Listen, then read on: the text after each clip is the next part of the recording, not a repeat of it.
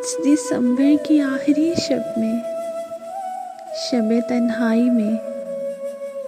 अपने टेरेस पे खड़ी काफ़ी देर से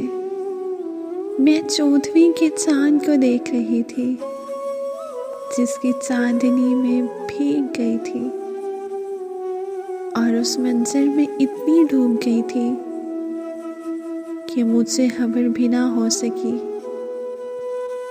कि कब उसने मेरी बिखरी जुल्फों को समेटा था और चुपके से कानों में सरगोशी की थी, अपनी मोहब्बत का इजहार किया था, मुझे अहदे वफा में बांध कर गया था। वो लम्हा इतना हंसी था कि हया से मेरी पलकें झुक सी गई थी,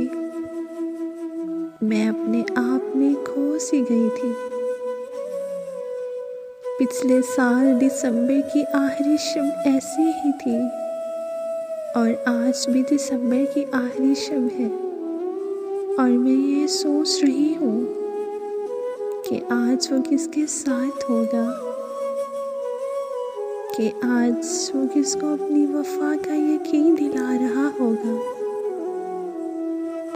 आज दिसंबर की आखिरी शब में, शब तन्हाई में